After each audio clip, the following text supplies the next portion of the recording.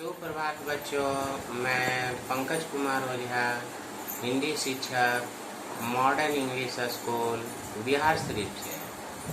आज मैं छठी वर्ग के आप सभी विद्यार्थियों को आपके सहायक पाठ्य पुस्तक से मैं रामायण पढ़ाने जा रहा हूँ। आज मैं आप लोगों को पाठ 6 पढ़ाऊँगा। दंडक वन में प्रभु श्री रामचंद्र जी। पूर्व के वीडियो में मैंने आप सभी विद्यार्थियों को यहाँ तक पढ़ाया था कि भरत जी प्रभु श्री राम के पास गए थे और उनसे बहुत आरजू विनती किए थे, प्रार्थना किए थे कि भैया आप अयोध्या लौट चलिए। और उनके साथ तीनों माताएं भी गई थीं, पर वे किसी को बात को न माने और अपने पिता की आज्ञा को पालन करना चाहते थे। अंत में भरत विवश होकर के अयोध्या लौट गए थे। उसके आगे क्या होता है ये अब मैं पढ़ाने जा रहा हूँ। आइए अब पाठ की ओर चलते हैं और इसको पढ़ते और समझते हैं। भरत अयोध्या लौट गए। जैसा कि आप सभी बच्चे जानते हैं, पूर्व के वीडियो में मैंने बताया था कि भरत बहुत प्रयास किए थे अपने बड़े भाई को अयोध्या वापस लाने के लिए, पर वो सफल न हो पाए प्रभु श्री राम के आगे, और वे अयोध्या लौट गए। अयोध्या लौट गए तो चित्रकूट में शांति लौटी। चित्रकूट अस्त व्यस्त हो गया था, यानी जहाँ पर प्रभु श्री राम, माँ सीता और लक्ष्मण रह रहे थे, वहाँ कुछ दिनों के लिए यानी भरत के आने पर अशांति फैली हुई थी। अस्त व्यस्त वो आश्रम था। सारे पशु पक्षी जितने भी थे वो सब बेरंग थे। मतलब कहने का मतलब रौनक नहीं था वहाँ करके। और जब भरत अयोध्या से अपनी सेना और तीनों माताओं को लेकर लौट गए तो चित्रकूट में पहले जैसे ही शांति लौट आई और प्रभु श्री राम, लक्ष्मण और माँ सीता वहीं आराम से रहने लगे। और फिर जितने भी पशु पक्षी थे वे भी मन से विचरण करने लगे। चित्रकूट अयोध्या से 4 दिन की दूरी पर था। प्रभु श्री रामचंद्र जी जब चित्रकूट में रह रहे थे तो वो उनके दिल और दिमाग में बराबर ये बात बैठा रहता था कि मैं अयोध्या से ज्यादा दूर पर नहीं हूँ, मात्र 4 दिन का ही रास्ता है यहाँ से। और बहुत सारे लोग अयोध्या से यहाँ तक आते हैं और हमसे प्रश्न पूछते हैं, राय मांगते हैं, विचार लेते हैं, तो ये अच्छी बात नहीं है। अब उनके मन में कुछ ऐसी भावना उमड़ पड़ी कि अयोध्या के इतना निकट रहना अच्छी बात नहीं है। राम चित्रकूट को छोड़ दिए। उन्हें अब चित्रकूट में ऐसा लगने लगा कि अयोध्या के बहुत मैं निकट हूँ और बहुत सारे लोग यहाँ आते जाते रहते हैं अयोध्या के, तो यहाँ पर रहना अब ठीक बात नहीं है। अब यहाँ से चलना चाहिए और कहीं दूर जाकर के रहूं, वो मेरे लिए ठीक रहेगा। राम लक्ष्मण चित्रकूट से राक्षसों का सफाया किए। जितने दिन तक प्रभु रामचंद्र जी, लक्ष्मण रहे, उतने दिनों में चित्रकूट में जितने भी राक्षस थे वो सभी राक्षसों को चुन चुन कर मार डाले। एक तरह से चित्रकूट में रहने वाले ऋषि और मुनियों को राक्षसों से मुक्त करा दिए थे। यानी चित्रकूट में अब कोई राक्षस नहीं था और वहाँ के ऋषि और मुनि बहुत खुश थे कि अब हम लोग आराम से मन लगाकर तपस्या कर सकते हैं। अब राक्षस हम लोगों की तपस्या को कभी भी भंग नहीं कर सकता है। मुनि अत्रि से विदा लेकर दंडक वन की ओर चले। अब प्रभु श्री रामचंद्र जी जो थे उनको चित्रकूट में मन नहीं लग रहा था। तो अब वो सोचे कि यहाँ रहना अब उचित बात नहीं है, और जिस कार्य के लिए मैं आया था कि राक्षसों को मारना है, तो वो तो काम भी पूरा हो गया, और अयोध्या बहुत नजदीक है यहाँ से। तो वे महर्षि मुनि अत्रि के पास गए, और अत्रि के पास जाकर विदा लिए और बोले, महाराज मुनि, मैं आपके बताए रास्तों पर चला और चित्रकूट को मैं राक्षसों से मुक्त कर दिया हूँ। अब मुझे आगे जाने की आज्ञा दीजिए। महर्षि अत्रि ने तुरंत हाँ कर दिया, कहा ठीक है, आप जा सकते हैं। अब हम लोग यहाँ आराम से हैं, अब राक्षसों से हम लोगों का डर नहीं है। और उसी समय वो विदा लिए, और विदा लेकर वो दंडक वन की ओर चले गए। दंडक वन में राक्षसों का भरमार। जब वे दंडक वन पहुंचे तो वहां बहुत सारे राक्षस लोग रहा करते थे। एक दो की संख्या नहीं थी, उनकी संख्या हजारों में हुआ करती थी। यानी दंडक वन राक्षसों से भरा पड़ा था, और दंडक वन में रहने वाले जितने भी मुनि महात्मा थे, उनको यज्ञ करने में सोचना पड़ता था। और जब भी उनका यज्ञ पूरा होने वाला होता था, राक्षस लोग लाकर हड्डी वगैरह गिरा देते थे और उनके यज्ञ को खत्म कर देते थे। तो यहाँ पर वो अपने आप को बहुत अच्छा अवसर समझे कि जैसे मैं चित्रकूट को राक्षसों से मुक्त करवा दिया हूँ, वैसे दंडक वन के राक्षसों को भी मैं मार दूंगा, है ना। दंडक वन में मुनियों ने राम का स्वागत किया।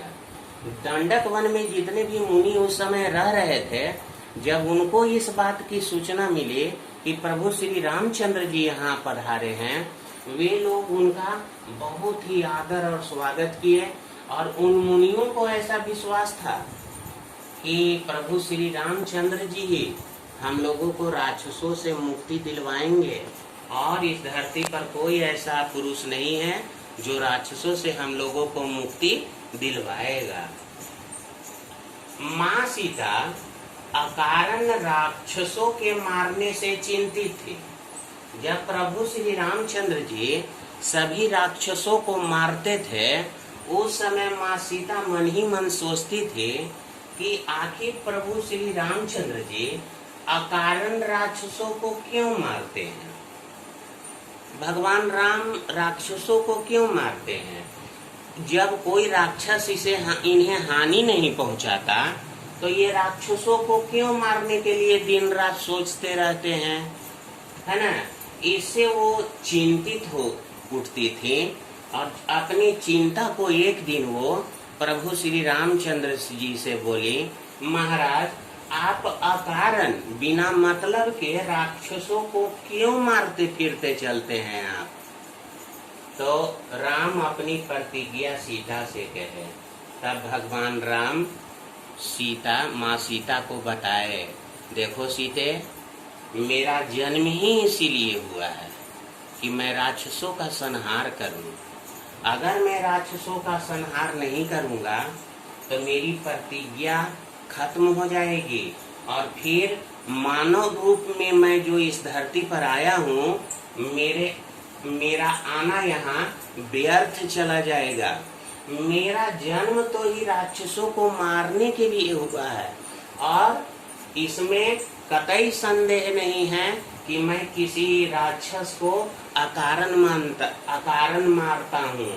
राक्षसों ने यहाँ पर मतलब बहुत उपद्रव मचाया है, और मैंने प्रतिज्ञा की है कि इन राक्षसों को मैं मार दूँ। स्थान बदलते हुए दंडक वन में 10 वर्ष, यानी दंडक वन में प्रभु श्री रामचंद्र जी 10 वर्ष रहे, लेकिन एक जगह नहीं रहे। वे दंडक वन में हमेशा अपना स्थान को बदलते रहे, ताकि घूम घूम कर राक्षसों को मार सकूं। अगर वो एक जगह रहते तो एक ही 2-10-20 को मार पाते, लेकिन वे हमेशा अपना स्थान बदलते रहते थे, ताकि ज्यादा से ज्यादा पापियों को संहार कर सकूं, राक्षसों को मार सकूं। मुनियों ने राम को हड्डी का ढेर दिखाया। जब प्रभु श्री रामचंद्र जी दंडक वन में पहुंचे तो सभी मुनियों ने उनका स्वागत किया और स्वागत करते हुए मुनियों ने अपने दुख को भी बताया और साथ ही साथ सभी मुनियों ने हड्डी को दिखाया कि देखिए प्रभु, जितने भी ये हड्डी आप देख रहे हैं ना, ये किसी राक्षस के हड्डी नहीं है। ये सारे राक्षस आकर मुनियों को मार डाले हैं और उन्हीं मुनियों की हड्डी को मैं आपको दिखा रहा हूँ। कितना राक्षस लोग मुनियों को निर्मम हत्या करके और हड्डियों को इधर उधर फेंक दिए हैं। प्रभु आप देखिए, प्रभु आप देखिए, है ना। सुतीक्ष्ण मुनि राक्षसों की कहानी राम को सुनाए।